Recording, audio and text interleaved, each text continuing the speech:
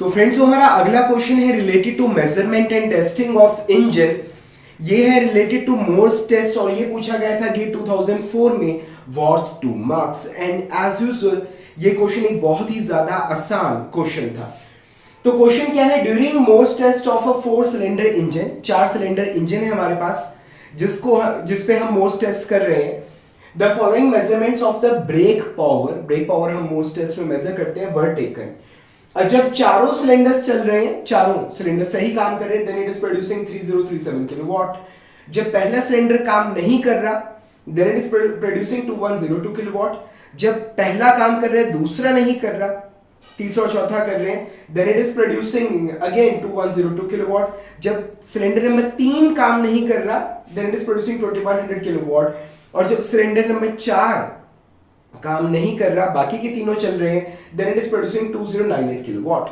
हमें निकालना है mechanical efficiency of the engine. ठीक है, अब mechanical efficiency of the engine, इसका फॉर्मूला क्या होता है? Efficiency mechanical of the engine, इसका फॉर्मूला होता है brake power divided by indicated power. Brake power वो है जो हमें मिल रही है, इंडिकेटेड पावर वो है जो पिस्टन के ऊपर प्रोड्यूस हो रही है, इंजन के अंदर जो प्रोड्यूस हो रही है, दैट्स इंडिकेटेड पावर। और जो मतलब हमें मिल रही है, दैट्स ब्रेक पावर। और बीच में लॉसेस में निकल जाती है, वेस्ट हो जाती है फ्रिक्शन पावर, क्योंकि मतलब फ्रिक्शन होती है, कोई भी मूविंग पार्ट से फ्रिक्शन होगी। दूसरा, हवा को सक करना, हवा को एग्जॉस्ट को बाहर निकालना, देयर आर पंपिंग लॉसेस। ठीक है, तो मतलब रिलेशन हम सभी जानते हैं, indicated power minus brake power is equal to friction power. ठीक है, अब स्टोरी है कि 4 सिलेंडर इंजन है और उसकी ब्रेक पावर, जब चारों सिलेंडर सही काम कर रहे हैं, इसकी ब्रेक पावर हमें दे रखी है एंड इट इज 3037 किलोवाट।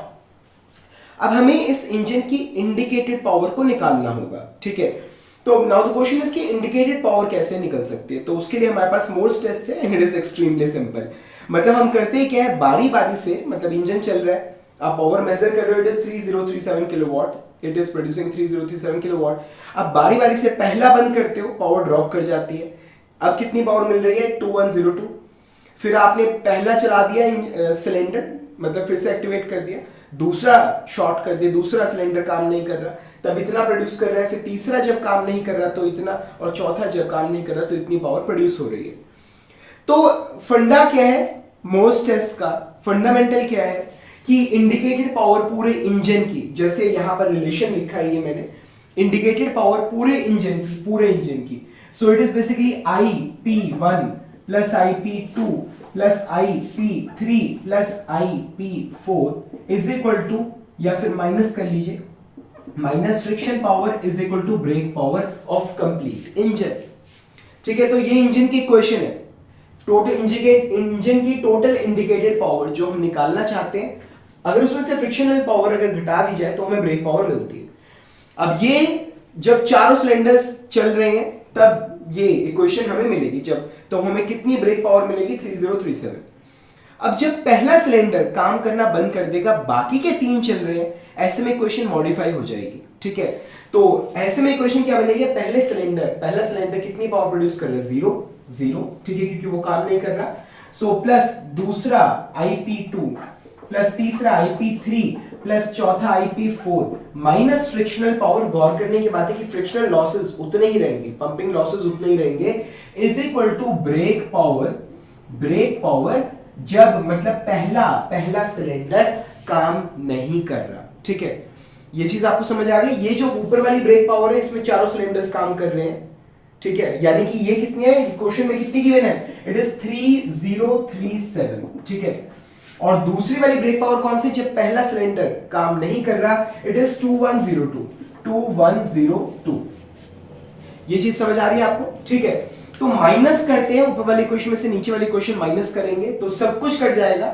आपके पास क्या बचेगा? Indicated power of first cylinder is equal to brake power of the engine, जब इंजन बिल्कुल सारे सिलेंडर सही काम कर रहे हैं, माइनस ब्रेक पावर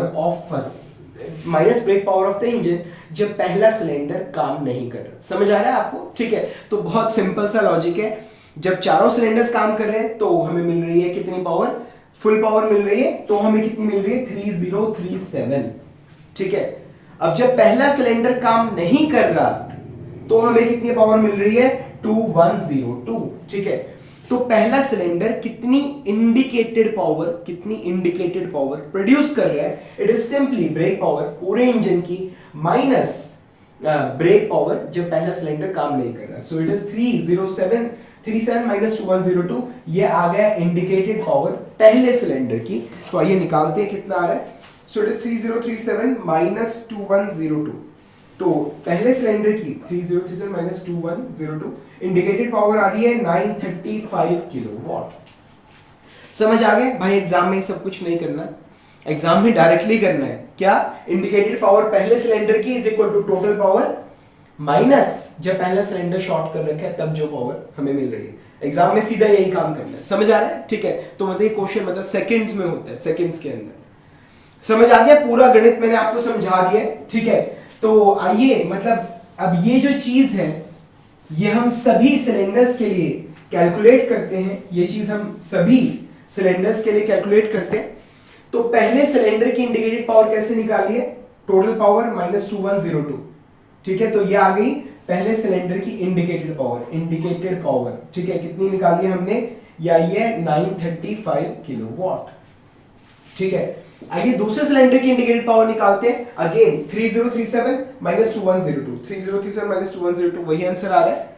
ठीक है, सो इट इज 935 किलोवाट। ये तीसरे सिलेंडर की इंडिकेटेड पावर क्या होगी, ब्रेक पावर, जब हमें सारे सिलेंडर काम कर रहे हैं, माइनस ब्रेक पावर जब तीसरा सिलेंडर काम नहीं कर रहा। ठीक है, तो आइए करते हैं minus 2100, so it gives me 937 kilowatt.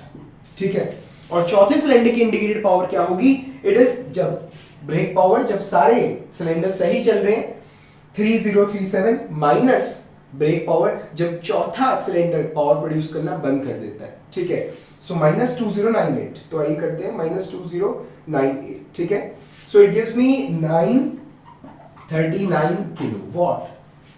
समझ आ गया? ठीक है, तो अब हमने क्या निकाला, हमने इंडिकेटेड पावर निकाल लिया है, हमने चारों सिलेंडर्स की। तो पूरे इंजन की इंडिकेटेड पावर क्या हो जाएगी, इन चारों हर सिलेंडर की इंडिकेटेड पावर का सम, ये क्या आएगा, पूरे इंजन की इंडिकेटेड पावर। तो आइए निकालते हैं। So it is 935 plus 935 plus 937 plus 939। Okay, so what we are getting, total indicated power क्या आ गई, टोटल इंडिकेटेड पावर आ गई है 3746 किलोवाट। ये आ गई हमारे पूरे इंजन की इंडिकेटेड पावर। कैसे निकाला है, हर सिलेंडर की इंडिकेटेड पावर को जोड़ के। समझ आ रहा है? ठीक है, याद रखना कि सिलेंडर के काम करना अगर बंद कर देगा, उससे फ्रिक्शनल लॉसेस में कोई फर्क नहीं पड़ेगा। ठीक है, आप सिलेंडर कैसे बंद करते हो, डीजल इंजन है, तेल की सप्लाई बंद कर दोगे, या अगर पेट्रोल इंजन है तो आप जो स्पार्क प्लग है उससे तार आप डिस्कनेक्ट कर दोगे। पर पंपिंग, हवा तो वैसे ही पंप होएगी। ठीक है, सारे पार्ट्स मूव कर रहे हैं तो फ्रिक्शन वैसे ही रहेगी, फ्रिक्शन में कोई फर्क नहीं पड़ेगा। ठीक है, फर्क पड़ेगा सिर्फ इंडिकेटेड पावर में, दैट्स ऑल। तो टोटल पावर हमने निकाल लिया। तो आइए देखते हैं कि मैकेनिकल एफिशिएंसी कितनी आ रही है। मैकेनिकल एफिशिएंसी क्या होता है, it is brake power divided by indicated power. Brake power कितनी क्वेश्चन में दी गई है, 3037, इंडिकेटेड पावर हमने निकाली है 3746।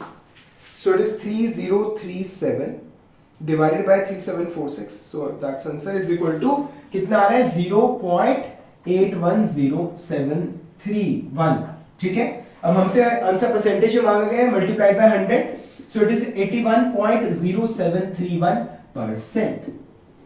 सो friends, that's how we solve this such a simple numerical. इस तरह के न्यूमेरिकल्स सभी कॉम्पिटिटिव एग्जाम से बहुत ज्यादा पूछे जाते हैं, और अब आप इस तरह के किसी भी न्यूमेरिकल को बड़े आराम से सॉल्व कर सकते हैं।